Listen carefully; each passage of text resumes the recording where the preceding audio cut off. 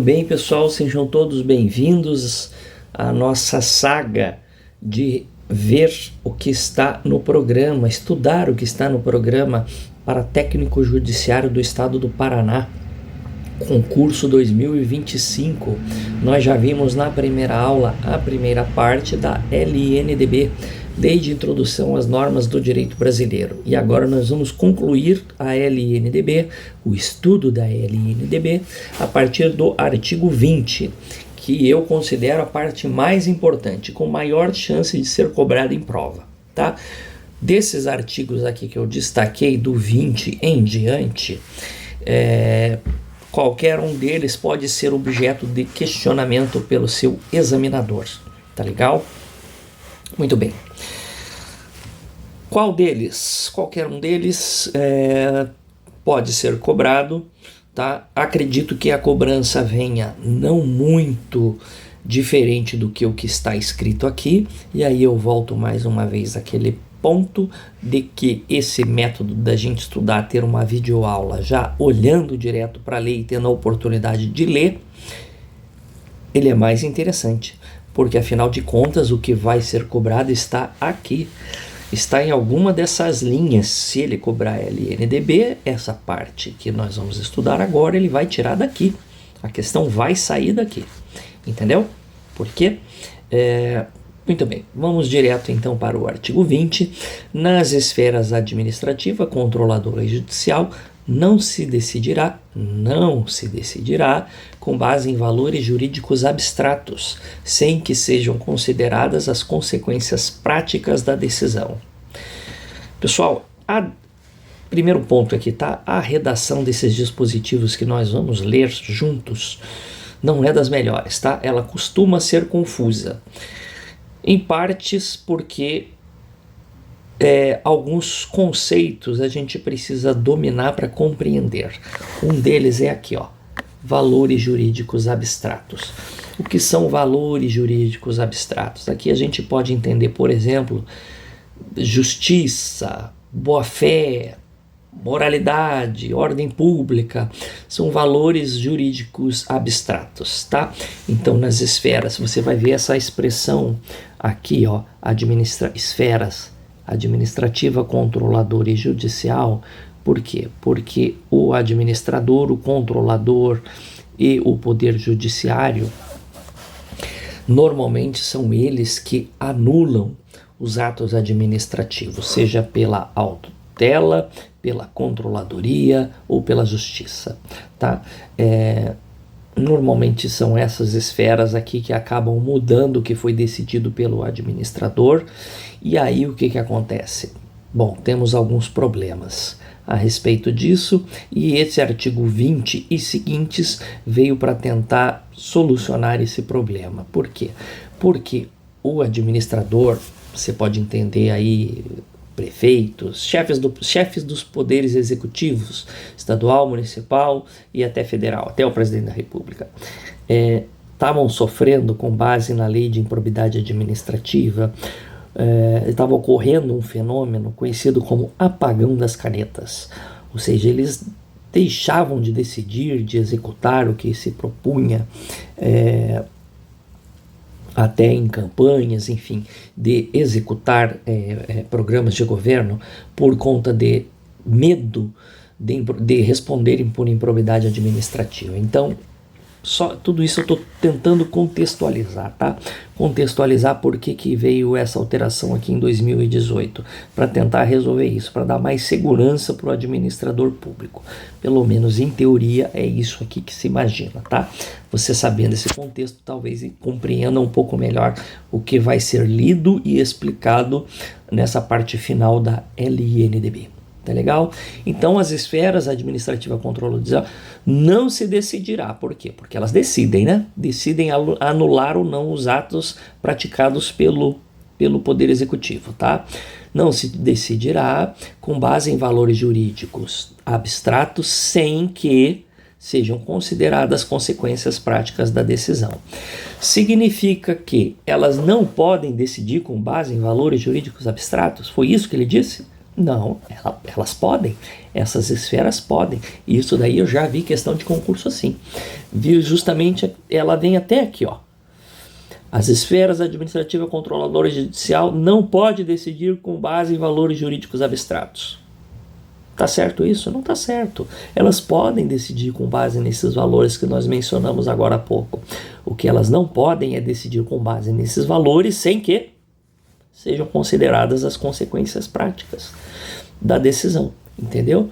Então elas precisam considerar no âmbito, no contexto das suas decisões, o que vai ocasionar aquilo ali.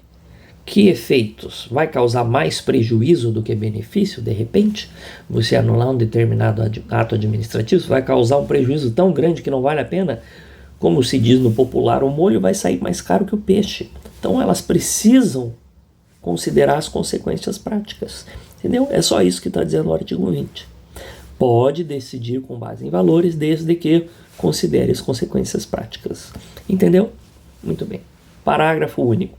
A motivação demonstrará a necessidade e a adequação da medida imposta ou da invalidação do ato, contrato, ajuste, processo ou norma administrativa, inclusive em face das possíveis alternativas. Aqui ele está só complementando, né? Está especificando que aqui em cima eu falei de ato administrativo, mas não só, né? Pode ser ato, contrato, ajuste, processo ou norma administrativa. Tudo que eu falei ali em cima vale para esses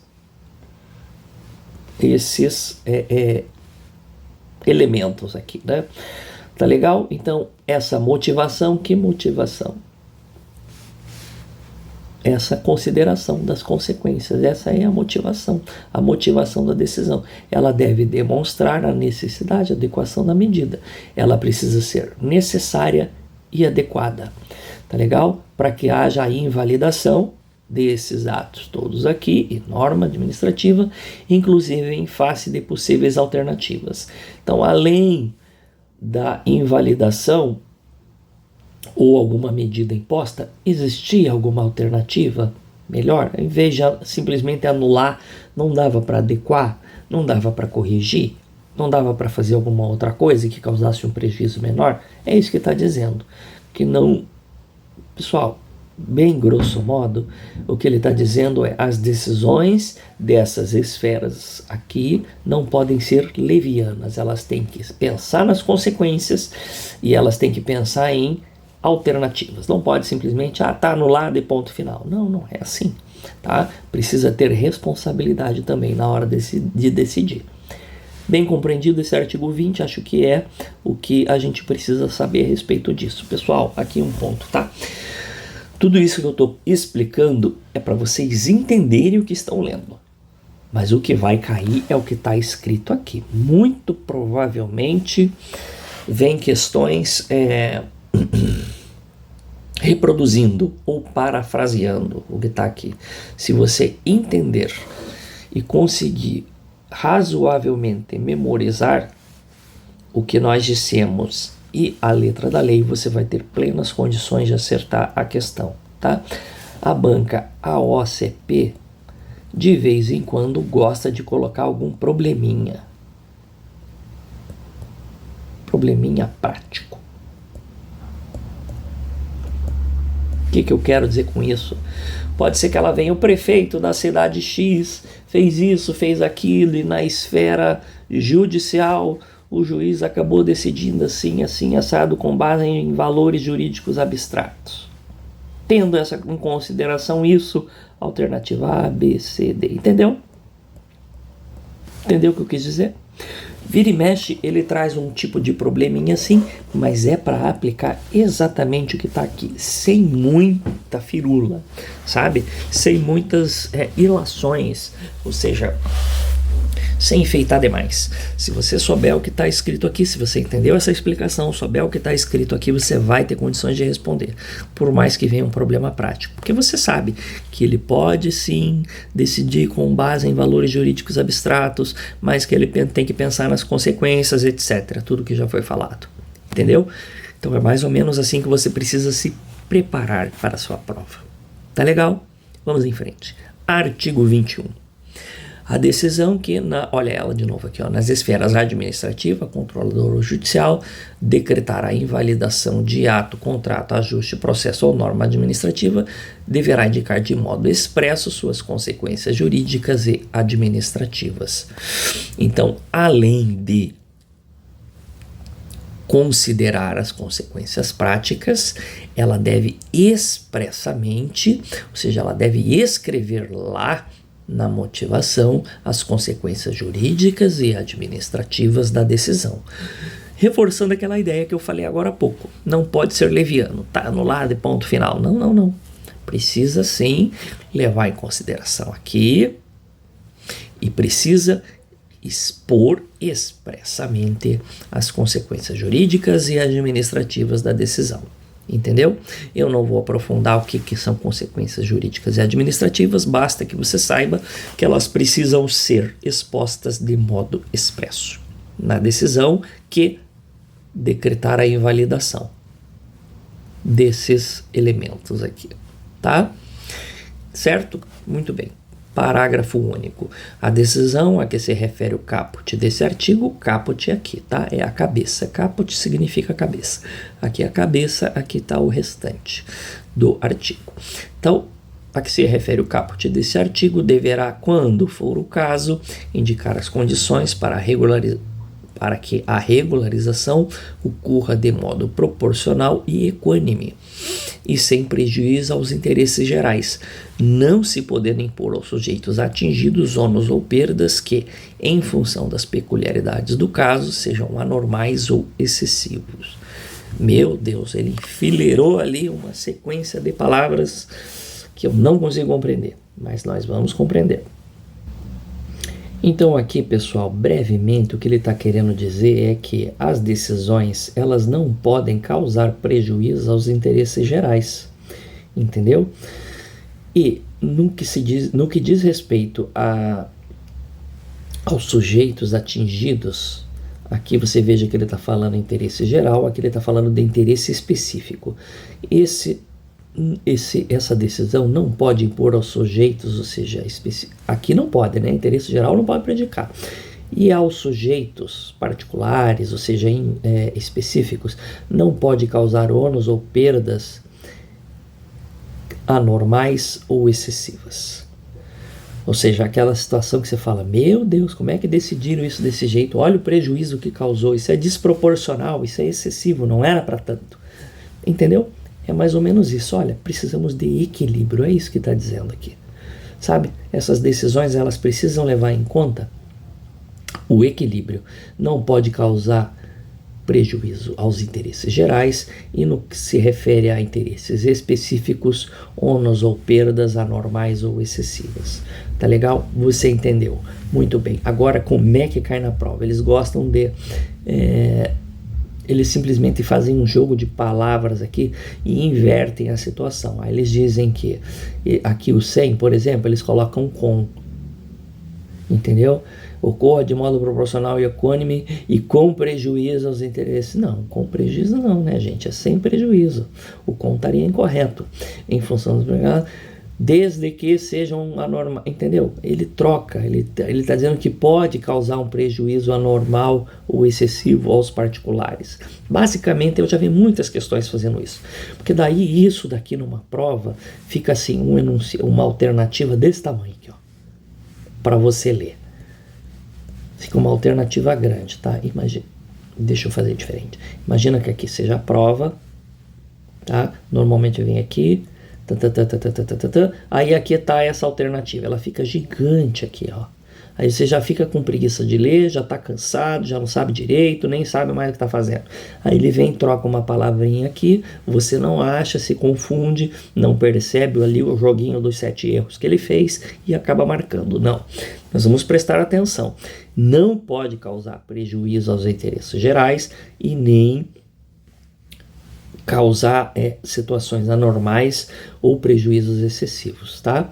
Conforme as peculiaridades do caso. Entendeu? É isso, basicamente. E aí, cuidado com a redação. Se você perceber que contrariou o que você viu aqui, não marca, a não ser que ele esteja pedindo a incorreta. Tá legal? Vamos em frente, artigo 22. Na interpretação de normas sobre gestão pública serão considerados os obstáculos e as dificuldades reais do gestor e as exigências das políticas públicas a seu cargo, sem prejuízo dos direitos dos administrados. Muito bem. Aqui nós estamos falando de interpretação de normas sobre gestão pública. Tá? Interpretação de normas sobre gestão pública, é disso que nós estamos falando aqui. Então, aquelas esferas controladora, administrativa e judicial, quando forem interpretar essas normas, elas devem considerar os obstáculos e as dificuldades reais do gestor. Lembra que eu estava falando do apagão das canetas? Não pode simplesmente desconsiderar, aplicar a letra fria da lei sem considerar as dificuldades, falta de verba, isso, aquilo, calamidade pública, etc. Não pode, tem que levar em consideração isso aí na hora de interpretar as normas sobre gestão pública, entendeu? E as exigências das políticas públicas a seu cargo, saúde, educação, segurança pública, todas essas exigências dessas políticas públicas a cargo lá do chefe do Poder Executivo devem ser consideradas na interpretação das normas, sem prejuízo dos direitos administrados. Isso está sempre em primeiro lugar, né? Os direitos dos administrados, ou seja, dos cidadãos, da sociedade, elas devem ser sempre levadas em conta, tá? Muito bem, vamos em frente. Parágrafo 1º. Só um detalhe aqui. O que ele costuma aqui, ele coloca não serão considerados obstáculos, não precisa ser considerado, etc. Ele vai fazer um joguinho de palavras e vai cobrar isso de você. Tá legal? Vamos lá. Artigo 1º. Em decisão sobre irregularidade de conduta ou validade do ato, contrato, ajuste, processo ou norma administrativa, serão consideradas as circunstâncias práticas que houverem imposto, limitado ou condicionado a ação do agente. Aqui nada mais ele está dizendo, na hora de julgar as condutas ali, ou validade do ato, contrato, etc., que deve levar em conta, ou seja, serão consideradas as circunstâncias práticas. Então não é só simplesmente olhar para a conduta e ver que ele fez e pronto, e julgar, acabou. Não, precisa ver qual é o contexto. Em que contexto, por que ele fez isso? Por que ele... Que limitação, condição levou o agente público a tomar esta atitude, esta ação? O que foi? Então é justamente levar em conta o contexto. Tá legal, pessoal? É isso que ele está dizendo aqui. Não é só a conduta, mas o contexto que impôs que o agente público adotasse aquele procedimento. Tá? É isso que está dizendo. Parágrafo 2º. Na aplicação de sanções serão consideradas a natureza e a gravidade da infração cometida, os danos que dela provierem para a administração pública, as circunstâncias agravantes ou atenuantes e os antecedentes do agente. Isso aí é mais para individualização, né? Quando for realmente o caso de aplicar uma sanção, o julgador precisa considerar a natureza e a gravidade da infração, aqui está se referindo à infração, em relação ao que foi causado o dano, né? Natureza e gravidade do dano que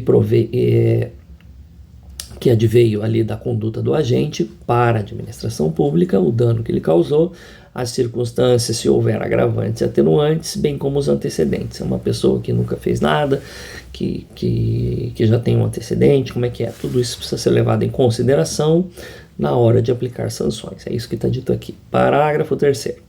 As sanções aplicadas ao agente serão levadas em conta na dosimetria das demais sanções da mesma natureza e relativas ao mesmo fato. Aqui tem uma questão importante. Não é porque ele foi condenado na esfera administrativa que ele não pode ser condenado na esfera civil e na esfera penal. Penal pode considerar criminal aqui, tá?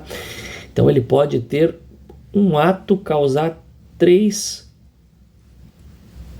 sanções, 3 penalidades. É possível isso? Sim, é perfeitamente possível. Lá em direito administrativo a gente vai ver que é perfeitamente possível ele ter 3 condenações em 3 esferas diferentes pelo mesmo ato, tá? Só que as sanções aplicadas serão levadas em conta. Então não pode ser uma bem grave aqui, aí depois uma bem grave aqui e depois uma bem grave. Não, aqui você levou em conta, ó, que ele já foi sancionado. Então, assim, eu estou fazendo grosso modo, tá, pessoal? Não é exatamente assim, mas é só para você entender, tá? Que ele já foi condenado. Vamos levar em consideração aqui também, ó. Ele já teve 2 sanções, uma aqui, etc. Entendeu? Graficamente seria mais ou menos isso aqui. Você leva em consideração o que foi, qual foi a condenação anterior, e aí para não sobrecarregar de penalidades o agente pela sua conduta, tá? Vamos ter equilíbrio. Basicamente é isso aí que ele quer dizer. Então vamos lá, artigo 23. A decisão administrativa, controladora ou judicial que estabelecer interpretação ou orientação nova sobre norma de conteúdo indeterminado, aqui voltou o tema de conteúdo indeterminado, impondo novo dever ou novo condicionamento de direito, deverá prever regime de transição, quando indispensável para que o novo dever ou condicionamento de direito seja cumprido de modo proporcional, equânime e eficiente, e sem prejuízo aos interesses gerais. Redação bastante confusa, né, pessoal? Vamos tentar destrinchar isso daqui brevemente, porque a verdade é que o conteúdo, para efeitos de prova, naturalmente, ele acaba interessando menos, sabe? Porque o que o examinador faz é trocar as palavras. Então, aqui é onde está deverá, ele coloca poderá. Aqui, quando ele fala indispensável, ele troca por dispensável, sabe? Ele faz esses joguinhos de palavra de maneira que o conteúdo acaba valendo menos. Entretanto, me parece que ao invés de decorar tudo isso daqui, que tem uma redação bastante confusa, se você entender o que quer dizer o artigo 23, fica mais fácil de você conseguir memorizar. Por quê? Porque você vai entender o que é que o legislador quer. E se ele trocar, a ideia vai lhe parecer absurda. Então você não vai ter como marcar correto o que estiver incorreto, a não ser que peça incorreta, certo? Então, muito bem. Aqui o que ele quer dizer é que, de volta àquele tema da decisão administrativa, controladora ou judicial, que estabelecer interpretação ou orientação nova. Aqui a palavra-chave para a gente compreender isso daqui é o nova, novo. Aqui ele está dizendo o seguinte, olha, se a decisão quer estabelecer uma interpretação ou orientação nova sobre norma de conteúdo indeterminado, então, antigamente se decidia da forma A, agora a decisão administrativa, controladora ou judicial quer decidir da forma B, desde que se trate de norma de conteúdo indeterminado. Para que isso daqui aconteça, então, essa decisão deverá prever regime de transição. Deverá prever, não é poderá, não é uma possibilidade. Ela deverá prever um regime de transição. Mas em qualquer caso, ou em quaisquer casos, não, apenas quando indispensável para que o novo dever ou condicionamento de direito seja cumprido de modo proporcional, equânime e eficiente, e sem prejuízo aos interesses gerais. Perceba aqui que os interesses gerais sempre devem ser preservados. Então aqui ele quer que seja de modo proporcional, equânime e eficiente. Ele está sempre buscando um equilíbrio, tá? Então essa decisão quer estabelecer uma interpretação, orientação nova? Quer. Ela vai impor um novo dever, um novo condicionamento? Então, neste caso, ela deverá prever um regime de transição. Para passar do regime A para o B, a gente vai ter aqui, por exemplo, um regime C, que é um regime de transição, que seja proporcional, equânime, eficiente e não prejudique os interesses gerais. Mas ela vai precisar estabelecer esse regime de transição quando não indispensável para que esse novo dever ou condicionamento de direito seja cumprido dessas maneiras que nós mencionamos aqui, certo? Quando indispensável. Volto a repetir que o examinador gosta da troca de palavras, especialmente essas duas aqui, tá? Então fica ligado nisso, você já entendeu. Se você precisar ouvir mais uma vez, de repente você vai ler depois e não consegue lembrar do que se trata isso aqui, fica confuso de novo, volta no vídeo, assiste mais uma vez a nossa explicação a respeito aqui do artigo 23 e pronto. Você vai conseguir entender e perceber que o deverá deve estar presente, assim como o indispensável e as demais características aqui do dispositivo, tá legal? Artigo 24, vamos lá. A revisão nas esferas, olha aqui de novo, administrativa, controladora e judicial, quanto à validade do ato, contrato, ajuste, processo ou norma administrativa, cuja produção já se houver completado, levará em conta as orientações gerais da época, sendo vedado que, com base em mudança posterior de orientação geral, se declarem inválidas situações plenamente constituídas.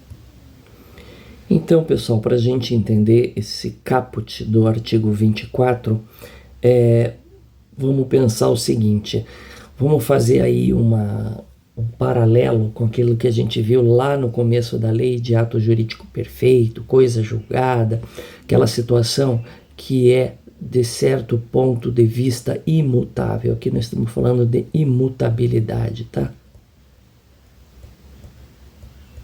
Imutabilidade, tá? Essa imutabilidade aqui com algumas aspas, do ponto de vista técnico-jurídico não é exatamente assim, mas a gente pode entender para efeito da nossa prova desta forma, ok? Então, ele está dizendo que essa revisão nestas esferas quanto à validade do ato, o ato a ser válido ou inválido, tá? Ato, contrato, ajuste, processo ou norma, ser válido ou inválido. Ele está dizendo o seguinte, quando a produção já se houver completado, levará em conta as orientações gerais da época. Você não pode pegar uma orientação geral de hoje e transportar para o passado. Hoje você não pode transportar para o passado e dizer, olha, deveria ter sido feito assim, quando a produção já se houver completado. Certo? Quando a produção do ato, contrato, ajuste já se houver completado. Você não pode fazer isso, tentar mudar com o que você tem hoje, em termos de orientações gerais, transportar para o passado para tentar mudar. É vedado, sendo vedado que com base em mudança posterior de orientação geral, se declarem inválidas situações plenamente constituídas. É vedado que você faça esse movimento de retorno ao passado com novas orientações gerais. É vedado por lei.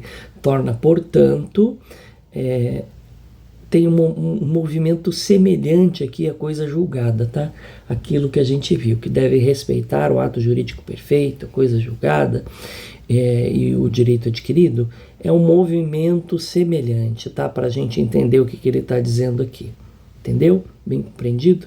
Aí ele vai falar aqui para a gente o que são orientações gerais, que é exatamente do que está se tratando aqui, ó.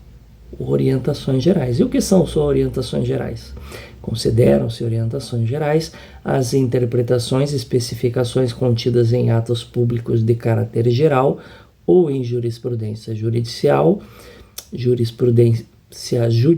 ou administrativa majoritária e ainda as adotadas por prática administrativa reiterada e de amplo conhecimento público. Aqui ele está dizendo o seguinte: atos públicos de caráter geral, jurisprudência judicial ou administrativa majoritária e ainda adotadas por prática administrativa reiterada e de amplo conhecimento público, né? Então, um ato público, uma jurisprudência ou uma prática administrativa reiterada são orientações gerais. Então, vamos pegar uma jurisprudência judicial. Jurisprudência são casos reiteradamente julgados em um determinado sentido pelos tribunais. Então, já foi decidido, pacificado, que uma determinada situação X deve seguir esta orientação. Ocorrida a situação X, deve ser julgado dessa forma. Isso aí é uma jurisprudência, tá? Judicial, porque nós estamos falando aqui de casos judiciais. Mas não só, vocês viram aqui que também pode ser administrativa e outros casos. Aí, o que acontece aqui? Essa jurisprudência, ela é uma orientação geral. São aquilo que a gente falava aqui em cima. Se numa determinada época passada você tinha uma orientação geral, por exemplo, uma jurisprudência em tal sentido, você não pode depois querer alterar isso porque essa jurisprudência mudou. Você tem uma nova súmula que diz às vezes até o contrário do que era dito no passado. Bom, paciência, nós temos aqui uma situação plenamente constituída do ponto de vista administrativo e você não vai poder retornar, tá? Com base nessa orientação geral, ok? Bem entendido? Vamos em frente, artigo 26. Para eliminar irregularidade, incerteza jurídica ou situação contenciosa na aplicação do direito público, inclusive no caso de expedição de licença, a autoridade administrativa poderá, após oitiva do órgão jurídico e, quando for o caso, após realização de consulta pública e presentes razões de relevante interesse geral, celebrar compromisso com os interessados, observada a legislação aplicável, o qual só produzirá efeitos a partir de sua publicação oficial. Também mais uma redação confusa aqui, né, pessoal? Mas que nós vamos esclarecer. Então, qual é o objetivo aqui? Eliminar irregularidade e incerteza jurídica ou situação contenciosa, tá? Na aplicação do direito público, inclusive no caso de expedição de licença, tá? O que a autoridade administrativa poderá fazer para eliminar essa irregularidade, incerteza ou situação contenciosa? O que ela poderá fazer? Após oitiva do órgão jurídico, normalmente a procuradoria, tá? Procuradoria. O órgão jurídico normalmente é uma procuradoria, advocacia da União, depende da esfera, né? Procuradoria municipal, estadual, advocacia da União, assim por diante. Então, após a oitiva desse órgão jurídico e quando for o caso após realização de consulta pública, sempre vai ser necessária consulta pública? Não, apenas quando for o caso. E presentes razões de interesse relevante, interesse geral, então ela poderá, para eliminar essas situações, celebrar compromisso com os interessados, observado sempre a legislação aplicada, o qual só produzirá efeitos a partir da sua publicação oficial. O que o examinador costuma querer confundir o candidato? O de sempre, né, pessoal? Trocar poderá por deverá, omite a questão da oitiva do órgão público, dizendo que é dispensável, e não é, porque aqui ele não dá essa opção. Então, ele poderá celebrar compromisso, não é poderá haver a oitiva, não, ele não está se referindo a isso, ele está se referindo aqui, ó, poderá celebrar compromisso para eliminar isso aqui. Entendeu? A oitiva do órgão jurídico é obrigatória, tá? Então ele vai mexer com isso aqui, e isso aqui, ó, o qual só produzirá efeitos a partir da sua publicação oficial. O que? O compromisso. O compromisso só vai ter efeito após a publicação oficial. Ele vai dizer o quê? Que vai se produzir efeitos a partir da sua assinatura, por exemplo. Tudo errado. Mas está errado de qualquer jeito. Não é a partir da assinatura, é a partir da publicação oficial do compromisso. Então é isso aqui, ó. Isso aqui é o que ele mais cobra, o que o examinador mais fica pegando no pé. Entendeu? Troca algumas palavras, como de resto, nós já vimos aí nos artigos anteriores, acaba acontecendo, tá? Importante compreender, conforme nós estamos explicando aqui, do que se trata, para que você não faça uma leitura vazia de conteúdo. Você agora tem o conteúdo, você já está compreendendo, e para dominá-lo você vai praticar com questões de concursos anteriores. Tá legal? É assim que a gente vai conseguir vencer as questões que eventualmente apareçam na nossa prova. Vamos em frente. O compromisso referido no caput, esse aqui, buscará a solução jurídica proporcional, equânime, eficiente e compatível com os interesses gerais. Nada de novo sob o sol, né, pessoal? Que seja proporcional, equânime, eficiente, compatível com os interesses gerais, que são sempre protegidos, nós já vimos. Nada de novo. Muito bem. Inciso 2 vetado. Inciso 3. Não poderá conferir desoneração permanente de dever ou condicionamento de direito reconhecidos por orientação geral. Aí aqui é o seguinte, né? Você não pode, neste compromisso, conceder uma desoneração, por exemplo, vai deixar permanentemente de pagar algum tributo. Não pode. Não pode liberar de cumprimento de um dever, por exemplo. Não vai precisar de alvará nesse determinado ano a respeito de alguma atividade que está incluída em outra atividade, sei lá, alguma coisa assim, entendeu? Não pode, que seja permanente. Eventual pode? Pode, eventual pode. Permanente não, tá? Nem desoneração, não pode desoneração nem de dever, nem de condicionamento de direito reconhecidos por orientação geral. Então, aquilo que é para todo mundo, eventualmente, para firmar um compromisso, por um determinado tempo, pode acontecer, mas não de forma permanente.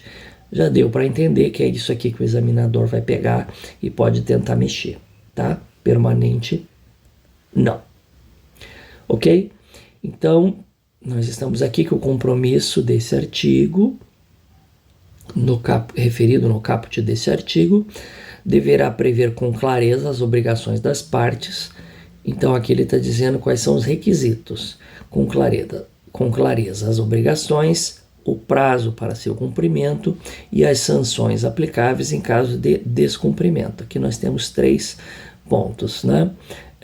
As obrigações, o prazo e as sanções. Pode eventualmente perguntar isso daqui, quais são os requisitos do compromisso estabelecido aqui no artigo 26. Tá legal?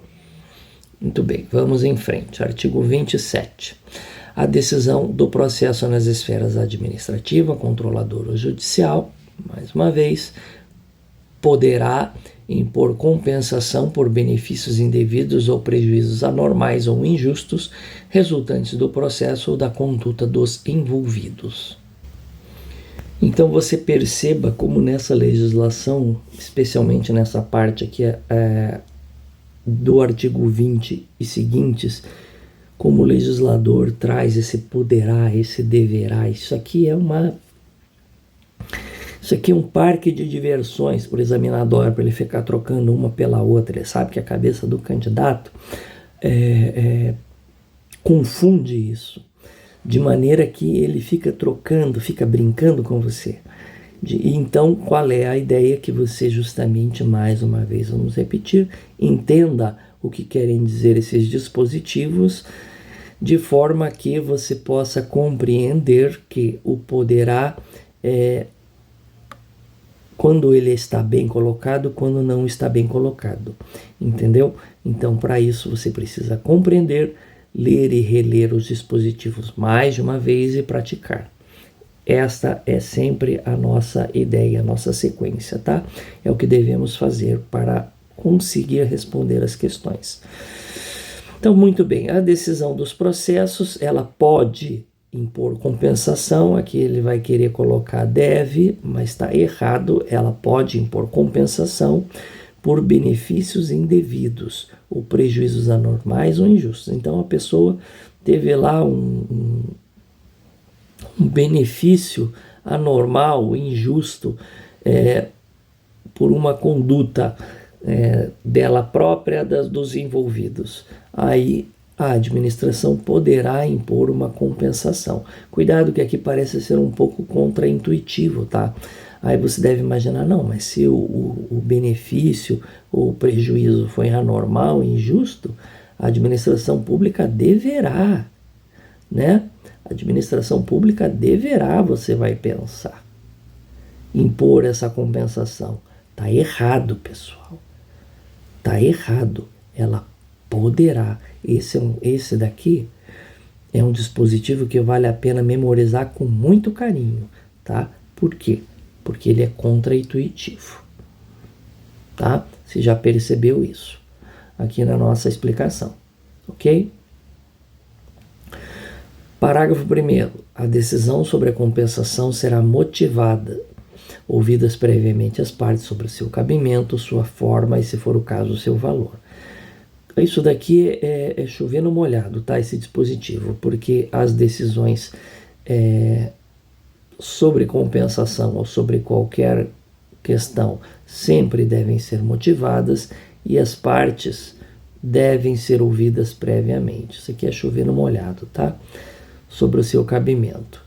No caso aqui de compensação está falando, né? Sua forma e seu valor, ok?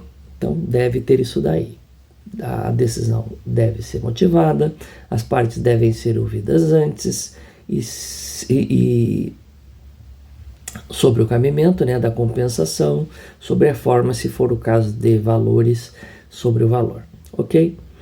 Para prevenir ou regular a compensação, poderá ser celebrado compromisso processual entre os envolvidos. Aí é uma questão de firmar ou não compromisso a respeito dessa situação, é uma questão menos provável de cair em prova, tá?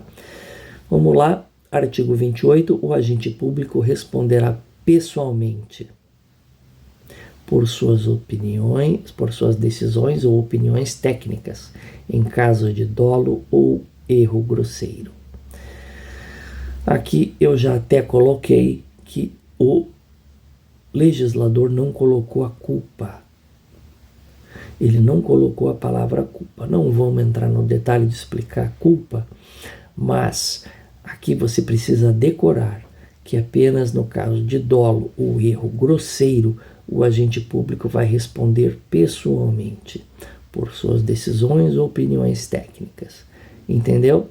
Então, a questão aqui é a seguinte: não entra a culpa. Você precisa decorar dolo ou erro grosseiro para ele responder pessoalmente por suas decisões ou opiniões técnicas. Certo, pessoal? Culpa, lembre-se desse momento que eu estou riscando aqui, ó. Você vai se lembrar, não, aqui não tem culpa não. Aqui é só dolo ou erro grosseiro por suas decisões ou opiniões técnicas. Aí ele vai responder pessoalmente. Tá legal? Artigo 29. Já estamos na reta final. Em qualquer órgão ou poder, a edição... Deixa eu até marcar isso daqui, que é essa palavrinha poderosa. Em qualquer órgão ou poder, a edição dos atos administrativos por autoridade administrativa, salvo os de mera organização interna, poderá ser precedida de consulta pública para manifestação de interessados, preferencialmente por meio eletrônico, a qual será considerada na decisão. Aí aqui a questão é que ele vai tentar te confundir aqui no qualquer, em qualquer órgão ou poder, porque essa palavra, pessoal, ela é muito perigosa. Quando ela aparece, normalmente ela torna a alternativa errada. Só que aqui ela torna a alternativa certa. Entendeu? O candidato mais experiente já sabe que quando isso daqui aparece, é provável que esteja errado. Só que aqui vai estar certo. Entendeu o perigo? O perigo é esse. Você achar, qualquer órgão, deve ter uma exceção. E não tem. Aqui em qualquer órgão ou poder. Só que fica tranquilo de entender, porque se você ler aqui a sequência, você vai dizer a edição de atos normativos por autoridade normativa, salvo os de mera organização interna. Então, em qualquer órgão os atos normativos, salvos de mera organização interna, poderá ser precedida de consulta pública. Poderá. Então, se você entender aqui, que em qualquer órgão poderá ser precedida de consulta pública a edição de atos normativos, não tem nada de mais ser em qualquer. Entendeu? Por quê? Porque aqui nós estamos falando de consulta pública, e essa consulta ela não é vinculante. O órgão vai editar um determinado ato, tá? Um ato normativo. E aí ele pode querer a consulta pública, querer consultar as pessoas, aqui outra palavra importante, preferencialmente por meio eletrônico. Então não tem problema nenhum, pode jogar lá na internet e perguntar: pessoal, estamos pensando em fazer um negócio aqui, o que vocês acham? Faz uma consulta pública. Agora, quais são as questões aqui que o examinador pode querer pegar no nosso pé? O qualquer, que eu já expliquei, salvos de mera organização interna, poderá, que ele gosta de trocar pelo deverá. A gente viu que o poderá e o deverá aparecem o tempo todo nessa legislação, nessa parte aqui final da Lindbe. Poderá, aqui ele vai querer dizer que deverá ser preso. Aí você vai imaginar, poxa, mas será que sempre tem que fazer consulta pública? Não, né, pessoal? Vai fazer se ele achar conveniente e oportuno, né? Então ele poderá preceder a edição do ato normativo a consulta pública para manifestação de interessados, preferencialmente por meio eletrônico. Aí ele vai colocar lá o quê? Obrigatoriamente. É isso que ele vai colocar na tua prova. Aí você vai falar: puxa vida, só pode ser pela internet? Só por meio eletrônico? Quer dizer que se a pessoa quiser chamar todo mundo no auditório para discutir a questão, não pode? Claro que pode, né, pessoal? Por isso que obrigatoriamente está errado. Por isso que é preferencialmente, tá? A qual será considerada o que? A consulta pública na decisão, tá certo? Vamos em frente, artigo 1º. A convocação conterá a minuta do ato normativo. Aqui já é uma questão mais burocrática, né? Deverá conter, então, a minuta do ato normativo e fixará o prazo de demais condições de consulta pública, observadas as normas legais e regulamentares específicas, se houver. Isso aqui é uma questão de menor importância, dificilmente vai ser cobrado. Tá legal? Vamos, finalmente, chegamos no último aqui, Estamos no último dispositivo, artigo 30. As autoridades públicas devem atuar para aumentar a segurança jurídica na aplicação das normas, inclusive por meio de regulamentos, súmulas administrativas e resposta a consultas. Nada de novo, né? As autoridades públicas devem atuar para aumentar a segurança jurídica na aplicação das normas. Isso aqui é autoexplicativo, né? Elas devem sempre buscar isso aqui, aumentar a segurança jurídica, tá? Parágrafo único. Os instrumentos previstos no caput desse artigo terão caráter vinculante em relação ao órgão ou entidade a que se destinam, até ulterior revisão. Isso é importante. Os instrumentos previstos no caput. Instrumentos previstos no caput. Que instrumentos são esses? Tá aqui, Regulamentos, súmulas administrativas e resposta a consultas. Regulamentos são aquelas matérias veiculadas normalmente via decreto, né, que regulamentam o que está especificado em lei. Súmulas administrativas são aquelas derivadas de reiteradas decisões administrativas que culminam num verbete, como se chama, que vai dizer como se deve tratar determinada matéria uma vez ocorrendo. E resposta a consultas. As consultas são processos administrativos em que as pessoas trazem as questões, as suas dúvidas, e a administração responde como elas devem proceder. Essas são respostas a consultas administrativas, consultas feitas pelos administrados, seja pelas pessoas, pelos cidadãos, tá? Então, quando se utilizar esses instrumentos aqui, eles terão caráter vinculante, ou seja, uma vez que a administração editou um regulamento, editou uma súmula e deu uma resposta a uma consulta, ela está vinculada, ou seja, ela deve proceder de acordo com aquilo que ela disse anteriormente, entendeu? Ela não tem a opção de dizer, não vou aplicar o regulamento, não vou aplicar a minha súmula, e eu dei essa resposta, mas agora vou fazer diferente. Não, seria até desleal, né? É assim, até uma coisa assim meio óbvia, seria desleal. Não, ela vai ter que aplicar a própria súmula, o próprio regulamento e a resposta que ela deu à consulta, em relação ao órgão ou entidade a que se destinam. Então, se a prefeitura deu uma determinada consulta, serve para ela, né? Em relação ao órgão ou entidade a que se destinam, serve para ela, não vai servir para o município vizinho, o município do lado, não. Ele vai ter a própria autonomia para dar suas respostas, muito menos para Estado, União, etc. Entendeu? Da mesma forma, a União, ela dá uma resposta, ela edita um regulamento que serve para ela, não vai vincular estados e municípios. Por quê? Porque eles têm a sua própria autonomia administrativa, entendeu? Então vai servir só para eles, até ulterior revisão. Então vai ficar valendo mais ou menos conforme aquilo que a gente viu das leis, que só uma lei revoga uma lei. Então, aqui até a ulterior revisão, esses atos aqui ficam valendo, tá? Não dá para uma hora, não, já passou aí muito tempo, já tem muito tempo isso aí, agora está ultrapassado, não. A gente vai precisar de um outro ato para reformar esses instrumentos, tá? Então, até a ulterior revisão, eles vão estar valendo. Ok, pessoal, chegamos ao final da nossa LINDB. Foi muito proveitoso, acredito eu, a gente revisar isso daqui. Quem sabe para alguns até a gente aprender, talvez estejam vendo pela primeira vez, mas agora com muito mais condições, espero, de fazer uma segunda leitura. Pessoal, muito importante, tá? Não dá para ficar só nessa nossa aula, nisso que nós vimos aqui. Por mais que você tenha compreendido, não caia na armadilha de pensar que você já sabe tudo, tá pronto para ir para a prova. Não. Você precisa reler.